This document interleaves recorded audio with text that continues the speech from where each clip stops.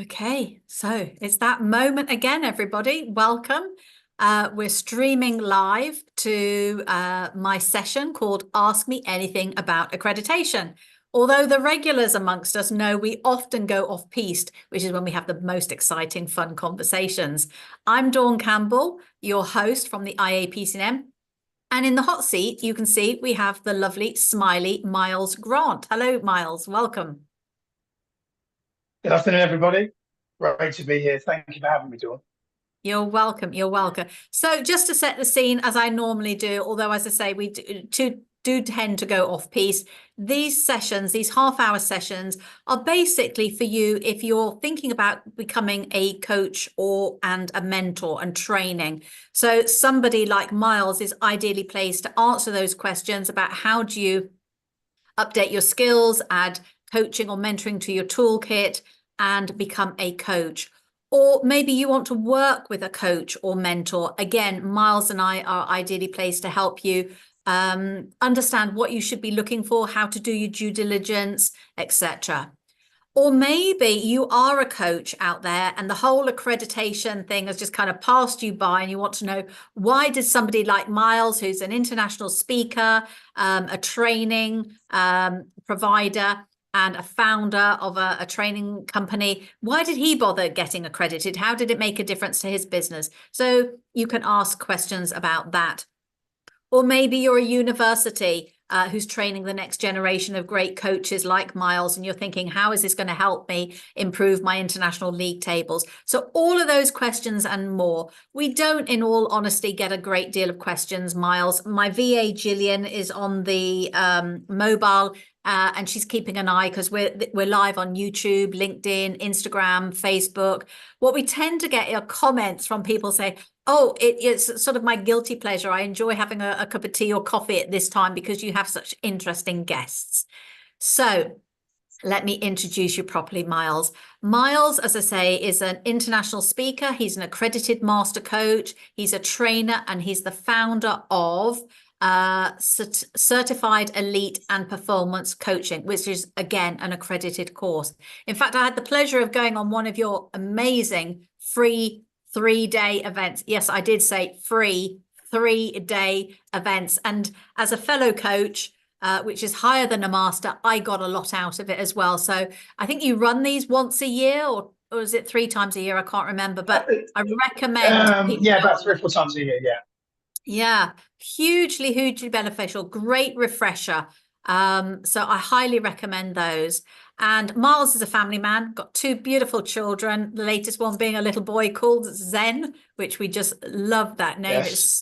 shows you how cool his parents are. So just to start these sessions, as I said to you, Miles, there's no preparation. It's just a lovely conversation. What fills your heart with Yeah. joy outside of coaching? Because typically coaches say, oh, working with clients, being of service, but outside of work, we're so much more than just coaches. So what makes your heart sing? Yeah, great question, Dawn. Well, I think part of it is to do with what coaching has given me, which is a lifestyle. You know, it's socially acceptable for us to do an interview across a platform like Zoom because the world has changed. Hmm. And so to know that half an hour before this interview, I was sat in the kitchen with my wife watching a Joe Dispenza video while the kids played in the living room. And we just had intellectual, spirited conversation about the power of the subconscious, that kind of stuff, and just having a coffee and knowing that this is my life, right? This is the business, and the business I've built is a Hmm. lifestyle business that enables me to be fully present with my wife, with my children, in a way that maybe 30 years ago it just wasn't possible. Hmm. Um, so for me, I think it's that I definitely um, feel very grateful for this time that we live in with technology. And sometimes I think technology gets a bit of a bad rap, but in actual fact, it's more about, I think, people allowing the technology to use them rather than them using the technology. Because when we use the technology, I think we can coach anywhere in the world. And like I said, here I am being interviewed by you, and 20 minutes ago I was with my wife, and then half an hour from now go back to home with the kids again. I think that's it for me. It's about lifestyle.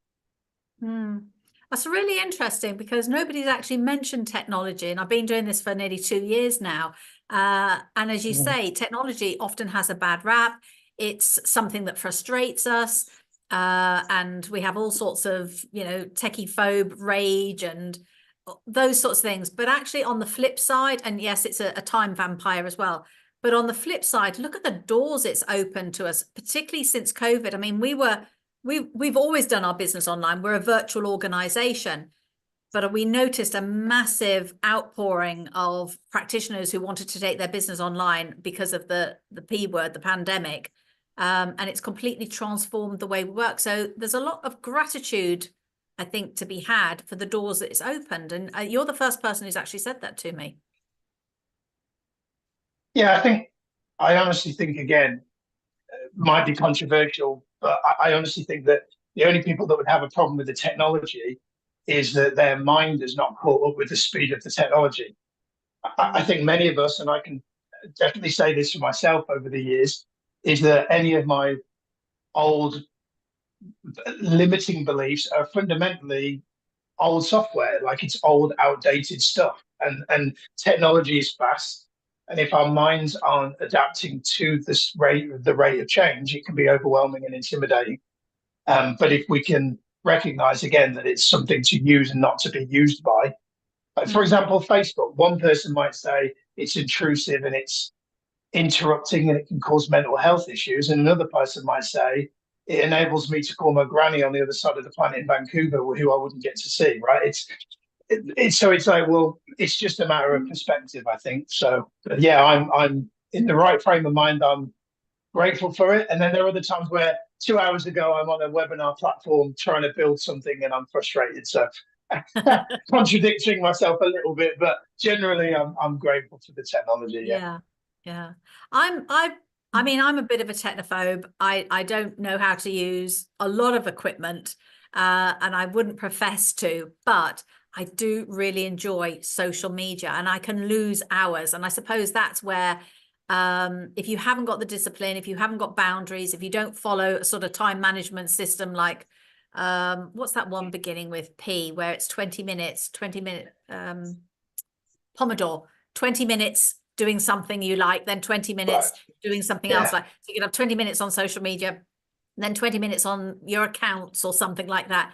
So it is a bit of a time vampire if you're not disciplined.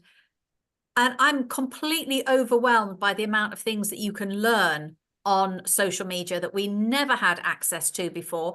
I can find that overstimulating and overwhelming to the point that I feel really quite, oh my God, I just don't know enough. That old imposter syndrome. And yet I've been coaching for 20 odd years, but you have to find that balance.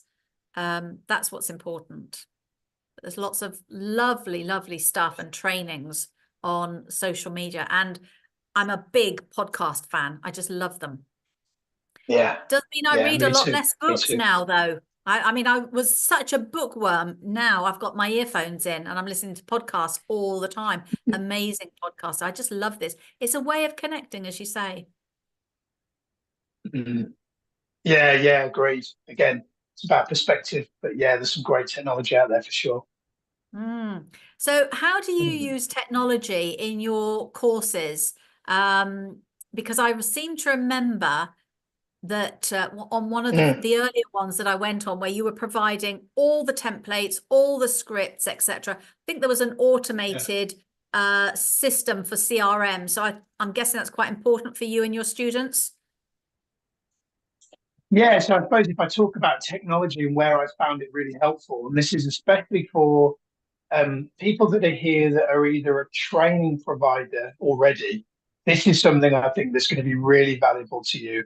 So to keep it really simple for the technophobes, there is technology out there now where you can record a presentation, say, and then upload that into, say, many people are probably familiar with the term webinar, where you can do a webinar nowadays that isn't actually live, but is like live. The audience feel it's live.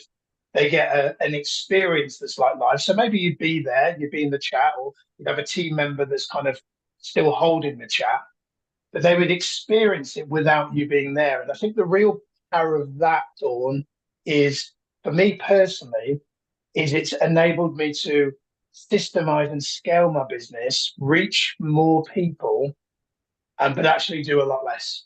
So, for example, we have a foundation day that for about 18 months we did every Saturday live, like, on Zoom. And we then found a platform. There's various platforms that do it, but the one we used was called Webinar Fuel, where we recorded me doing that presentation, put it into this software, created you can create almost like you can basically bring over the chat from previous webinars I've done on Zoom, so that there was an engagement element in there. And then putting paid advertising behind it, bring people to this webinar that wasn't me live. People could watch it, experience it, and then at the end, there was the invitation for them to book a phone call with one of my team if they were interested in doing our accredited course. And fascinating is the number of people booking a phone call was the same for the automated one as it was when I did it live. So it meant that the client experience wasn't diluted. People still got to move forward on the journey if they liked me and liked what we did.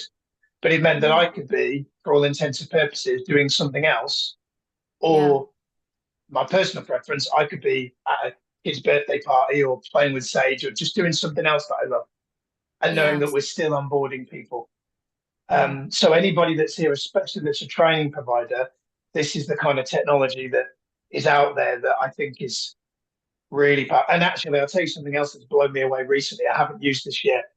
I love it. I'm now in a session and I'm talking like I'm a tech person. I've not had this before, where I'm on an interview and it sounds like I know what I'm talking about with technology. But there is technology out there now, the AI tools that are out there.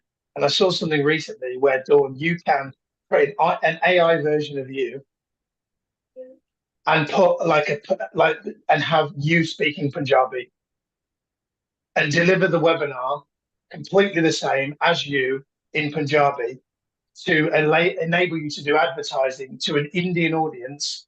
So if you're a trainer of a type of coaching and you wanted to have it reaching a part of the world that you didn't speak that mother tongue, you could have an AI created that did your presentation, and the dubbing is sensational. It's literally your lips moving. So where we're at is crazy. That is mind blowing. I mean, but that's my plan. That is probably going to be. Okay. I mean, the sooner probably the going film to be that's probably going to be my next phase. Oh, you go. Okay. The sooner the film industry embrace what you've just described will be for the better, because if I see a movie that's dubbed, I just can't bear it, and I won't watch. For sure. But it's completely far more advanced from what you've just described and seen a couple of weeks ago. That is amazing. Yeah, I think Netflix are on that at the moment. I think they're testing it. So I think there'll be a lot of the movies that you would maybe not watch that you'll now watch because the dubbing will be better. And you know what, just to add to that AI thing, because there may be somebody that hears that and says that completely dilutes the human experience, and where is the human element? Well, the bottom line is, when I think about our business, that is to reach a new audience of people that would maybe be reached because they don't speak English, for example. But at the end of the day, eventually, it's going to come down to a person, a real person, and another real person having a conversation that is a deeply meaningful, powerful coaching conversation. But there is no AI that's going to be able to do that, to my mind. This is really just a marketing tool, not to overwhelm anybody. It's really a marketing tool to expand the reach. But when it comes down to it, it will still always be how good that coach is at facilitating change for another human being. That's never going to change. Technology is just going to assist, but that's never going to change. But as a training provider, Miles, reaching an international audience as you are, you reach somebody in Punjabi or anywhere else where English is not their mother tongue, You then presumably have to translate all the material. And how would you then go about, and that's quite easy, that's fine, I understand that, there's Google Translate and AI to do that. But what about the assessment process? How will you guarantee that you are maintaining that reputation of training the next generation of great coaches? Well, I think then, I mean, I'm a few years, this is like a 5-year vision for me. So I'm a few Yes, of years off course. being able to do that. But Yeah. that for me will ultimately come down to me identifying a person or persons in that region that can Right. then go through the same process I've gone through. So they Yeah. would then have to become an accredited coach themselves, Yeah. go through our methodology, go through an accredited body themselves, which would then enable them to ultimately be a practitioner in that space. Kind of like, you know, I'm sure Google have an office in India and Google have an office in Brazil, and you know, so but someone at some point had to have that vision for expansion. Yeah. And actually, the reason that what drives that vision for me is I especially want to reach the developing world where there are countries that maybe perhaps coaching isn't so well known yet. And I have this like vision of me helping to bring coaching to a country that needs economic assistance. All of a sudden, there's people training, coaching in that developing space, and you've now got people starting businesses and having jobs in coaching where that once was maybe not seen as an opportunity. And that for me, that is the, you know, the term moonshot. That's the dream for me.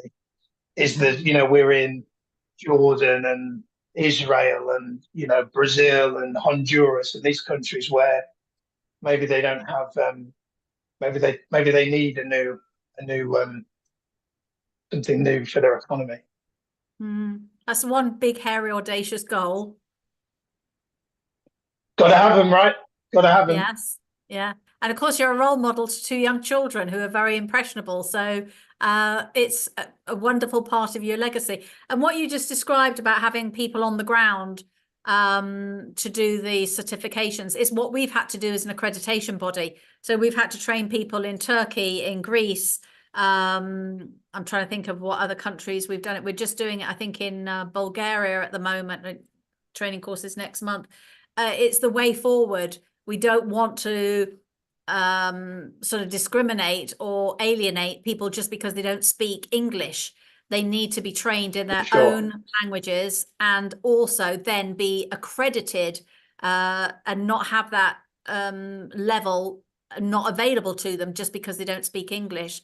So we're going through that ourselves as well, and I'm sure you will too. Yeah.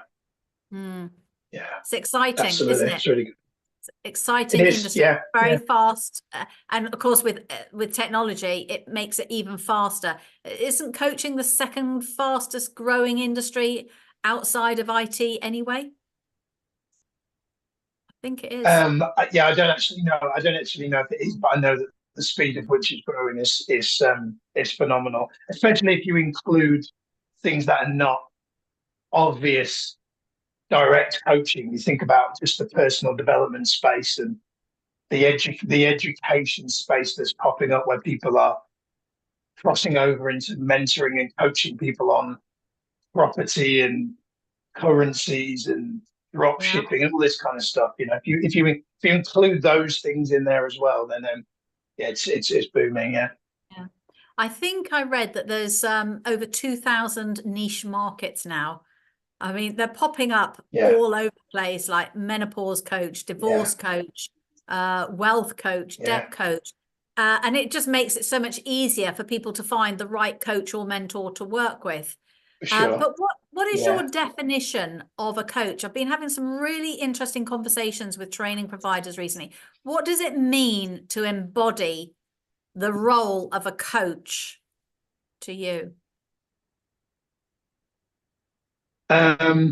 Feel like there's two questions in there. So I'll answer the first one. What is coaching? To me, coaching is I can go really deep and philosophical, and I'm going to because I just decided that's where I want to go. I once said to people, coaching for me is like a doorway into the soul. And by that, I'm a spiritual person, I'm a Christian.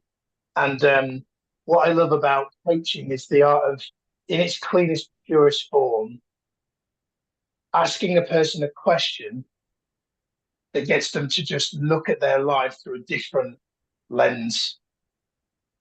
So, in its purest form, asking a person a question unfiltered, like without any additional narrative or information, I feel gets a person to answer from within, and if they are asked enough questions that make them go on a inner search, it can take them back to the original source nature of why they're really here. If there's enough good questions and they keep going and keep going and keep going, keep going and keep going, eventually they get right down to what really life is about for them. And that's what I mean by it's a doorway to the soul. That's why I love it. And then the second part about like forgive me for not catching the paraphrase, but embodying. For me, it's about congruently living in a way that is a person that is walking the walk and not just talking the talk. So one of my old mentors used to say, you can only take a client to the depths that you've been yourself. And I really like that. So I'm always thinking about where have I not yet been that I need to go, so that I know I can hold the space for a person if they are at a stage in their life where there's clearly a new level of searching happening for them. And if I've not been searching in that way myself, I can't take them down. Kind of like a scuba diving instructor can only take a person to the depths of the paddy that they're certified in. Yes. So I spend a lot of time doing a lot of inner work. This last year was inner child work, and I'm doing some kind of father mother wound stuff at the moment, and it's powerful, and it is for me, and it is for my kids, and it is for Sati. But it's also great because then when I have a coaching situation where there's just a sense that there's a certain type of question that maybe I perhaps need to ask a person, I know I can ask it congruently because I've been down there myself. So I think it's just about walking the walk. Yeah. And I, like you, have done a lot of inner work in this last couple of years.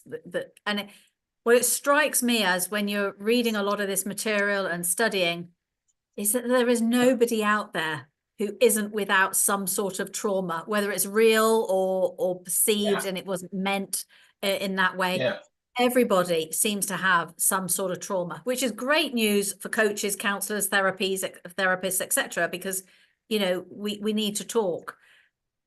But I'm getting the feeling, and it strikes me when I'm looking in the shops. So you stood at the cashier, I'm looking and thinking, I wonder what you're feeling like today. What's your pain?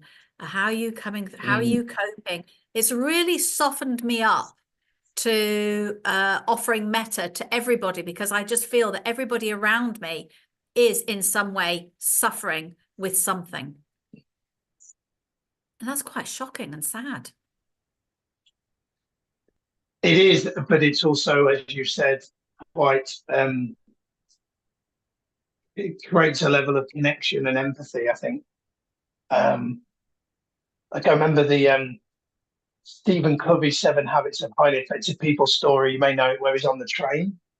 Yeah. And he's got a table and he's on his laptop, and there's a dad and there's 2 boys opposite. And the boys opposite are being what he perceived to be maybe a little bit unruly. And he's working, and then one of them spills their water, and it nearly goes on his computer. And he's kind of impatient for a while, but eventually he sort of said to the dad, would you mind just kind of indicating, could you settle the boys down? And the dad says, I'm really sorry. I'm not even really thinking straight today. We're just on the way back from their mum's funeral, Yes, I and do. yeah, and Stephen obviously feels terrible now because of this, and yeah, it just shows how sometimes we can have a perspective that maybe isn't accurate. Yes. Yeah, I do Yeah. remember that. It's a very, very powerful example. I did his 2-day course Mm. many years ago. I'd completely forgotten that Yeah. example. Um, yeah. Let me just check in with Gillian Mm. and see. Oh, we do have a question. She says, is it Amazing. possible for Miles to explain for a non-English coach how to get certified and how, I think we've already answered that, and how effective would it be? How recognized would it be? Is old school coaching still effective today? So I think there's two Is questions. So Yeah. if a So non-English person wants to get let, certified, how effective would it be? yeah, great question. It's an interesting question though, because if a non-English person wants to get certified, how effective would it be? Depends on what you mean by effective. Um, because I don't think the certification thing, in my mind, because we've got since COVID, we've got an international audience. A lot of people Yes. in the Arab world, people in Iceland, we've got clients in Norway. Like COVID meant that we could do our paid advertising done everywhere, which is really great because I used to, before COVID, do all the events in like Holiday Inn Birmingham, and it would just be people from Birmingham. And now it was like we've got people, I'd say in the chat, put in the chat where you're from, and it'd be like Berlin, Oslo, and it was so nice, like having this international audience. And great way, by the way, if you're not currently an international speaker, run a Zoom, do ads to the world, and there you go, you're an international speaker. um, the second part of the question really interests me because my coaching model is, yeah, I'm going to say controversial to the purists because when I became when I went through an accredited certification, I left with this massive ring binder, like theory of everything to do with coaching. But I had no idea about the business of coaching. So when we created our model, I said, I'm going to make sure that our model is different. And because I recognized there were effectively 5 things that I didn't have that I needed. And I'll just tell you what they were quickly. And I think for anybody watching, if you're not yet where you want to be, you want to ask yourself, have you got all these 5? Because I think these 5 are really key. Number one, you've got to have your own coach. If you're going to be a coach, you've got to have your own coach. Most rookie coaches don't have their own coach. Talking the talk, they're not walking the walk.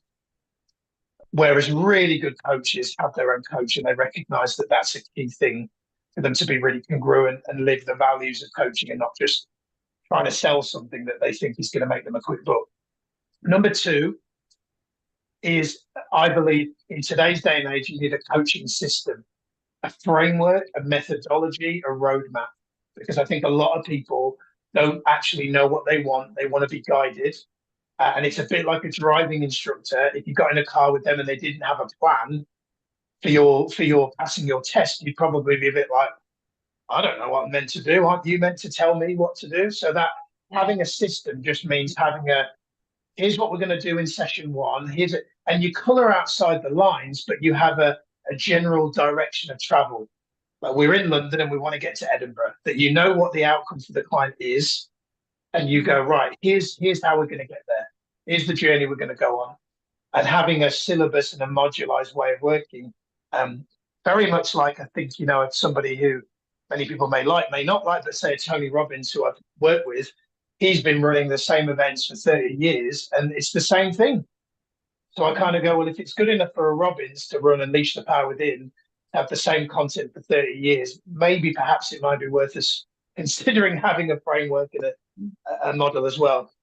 So that's key. So our master coach model, you have your own coaching partner and you have a system that's pre-built that's suitable for any niche. Third thing is really about marketing. Most rookie coaches either don't know how to market or they do no marketing, or they do the wrong marketing, and they go and spend money on a £2,000 website. That was me. Or they go and set up a funnel without knowing even what to do with a funnel. That was me. And they don't do what really needs to be done in the beginning, because at the end of the day, all those things I've just mentioned are good, but if you do the right thing at the wrong time, it won't work. And so I think it's about knowing what stage of the journey you're at to know what marketing tool you need. It's like that whole phrase in the gym of, all the gear, no idea, right? It's best to just start in the gym with the clothes you've got and not worry about buying fancy clothes until maybe a bit further on down the road. Just get started, yeah? So that's third, is knowing how to market. And we teach our students how to, really fill their diary without any of the fancy stuff. Fourth thing is, people need to know how to sell. Most rookie coaches either don't know how to sell, or they don't sell, or they sell, but they do it really badly. And the problem with that is, in whichever case, people then won't buy. The most successful coach in the world, they know how to sell, but they know how to do it congruently from a place of integrity, where they're not really selling, they're serving. They're adding value like a test drive in a car, where they're enabling people to have an experience. And at the end of that experience, that person makes the decision to buy. They're not actually being sold to. So in our world, we give our students something called a trailer, which is basically modeled on the concept of a movie, what sells a movie, which is a trailer. And they take a person through the trailer. And at the end of the trailer, the prospect says whether they want to have more coaching or not, meaning that the actual coach doesn't have to do anything. They just get to serve and do their thing. And then the fifth thing coaches need, I believe, is to know how to scale their coaching so that they're not just one-to-one, but they're one-to-many. Because the problem with one-to-one coaching is it's very risky, because if something happens to you, touch wood, you get ill, or a family member gets ill, or you only have 5 clients and you lose 3, you've just lost over half your income. Yeah. When you do one-to-many coaching, you can serve an unlimited amount of people, earn an unlimited amount of income in a minimal amount of time, and it's less risky. And it means that more people can buy in, because if you have a one-to-one call and someone can't afford your one-to-one, having a group program gives you a downsell, which means you can help more people, but in a really good kind of leverage way. And like I said, Tony Robbins, for example, is, coaching in a group setting. You now, because of technology like Zoom, can coach a group once a month on Zoom. And that can be a really, really good income and a really good way of scaling and reaching more people. So really, for me, they're the 5 things. And in our program, we make sure our students learn, they get their own coach, they get the system, they get the marketing, they get the trailer, and they get the how to scale. Because I think they were the things when I got certified and accredited, they were all the things that I didn't have, which is why I struggled in the beginning. So, yeah. Well, I think point number 4, the trailer, was something that really hit home to me when I was on your last 3-day masterclass. I completely concur with that. So what's coming up for you? What, for anybody listening who either wants to train as a coach or add some fresh coaching to their skill set, what's on offer? When can they join your group, Miles? Well, probably the best thing for them to do, and I'll now tell them, because I've been explaining in this event, that we have a foundations discovery session, which is about an hour long, which is fully automated, obviously, because I've told you it is now. So I've got a cat's out of the bag. And what I could do, Dawn, is I could share that link with a person so that they can watch it. I think it's good for anybody that's interested in our way of working anyway. But then for training providers watching, maybe watch it through the lens of, what is Miles doing? How is Miles doing it? So that perhaps you might want to consider modeling what I'm doing and considering bringing that level of automation in to your own coaching. Because now we have this event running 24/7 that people can watch for an hour whenever they want in different time zones. And then our diary, our salesperson has a diary, and the calls just drop in when people are interested. So that I can share with you, Dawn, for anybody that's interested in knowing more about that. Yeah, please do. So your course, it's evergreen. It's not like it starts in September the 1st. People can join at any time, the training program. People can join at any time on the front end to enroll to the foundations to find out more. And then they have a phone call. And then our actual accredited master coach program runs roughly every 6 weeks. So I think our next one is in third week of June, I think. Third week of June. And how many spaces have you got left but on? We don't really work so much on spaces, purely because most of it, people are in breakout rooms coaching in partners. So it kind of, to an extent, it doesn't matter how many people we have on. We always bring in other coaches to assist the group, depending on how many are booked on. So I think there's about 27 people booked on now, but there's not like a, I don't want to do the thing that a lot of people will do when they pretend there's fake scarcity and they say, there's only 3 left, when really it's as many as they can get.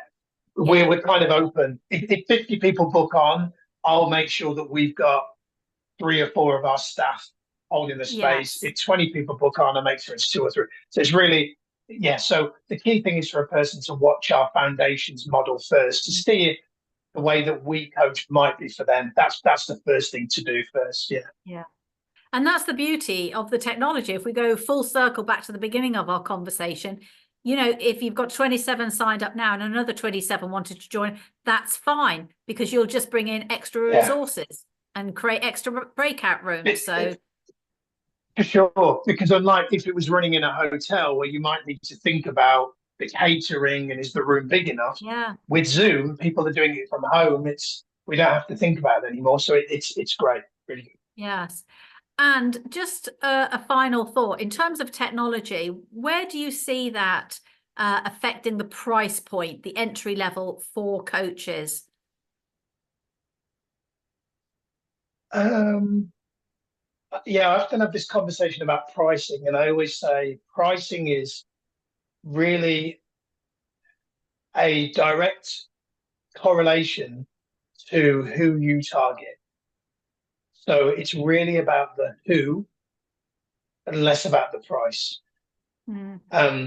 Because if you're targeting, I don't want to go one end and be disrespectful, but if you're targeting CEOs of multinationals who want to add coaching to their leadership toolbox, then arguably you can charge whatever you like, tens of thousands for your program, as long as it provides a clear return on investment, obviously.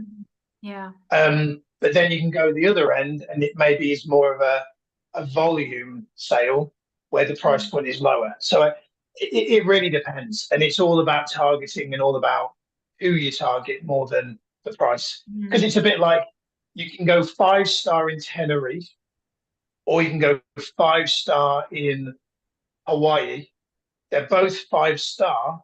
But Tenerife might be 2,000 for 5-star, and Hawaii might be 10,000. They're both 5-star, but there's a perception that one is greater than the other. Yeah, that's a really interesting analogy of it, because we talk about this occasionally.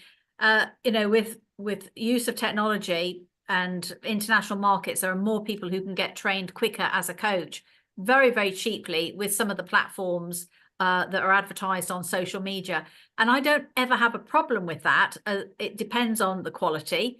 The price is almost irrelevant. What I'm really passionate about is that people serve their apprenticeship, that they have a coach, a mentor, or supervisor while they go through all the practicing. And that's what is missing from a lot of the social media training platforms. But I'm conscious of your time, and I know you'll want to get back to Sati and the children. So I don't want to go too far off piste. So let me just check if Gillian has any last questions. No, she hasn't. And I agree with you about, the old school coaching style. Is it still effective today? I think, like you, I remember a big manual, my top 50 coaching questions, my T-Grow form. and all of that. And it has evolved so much, particularly in the last 5 or 6 years, I would say. It's really matured, become a much more holistic mind-body experience, where it's an equal relationship. And this is what I was getting to with the embodied experience, that, you know, the coach isn't seeing themselves as a guru or a coach that's up there and the client's there. It is an equal conversation.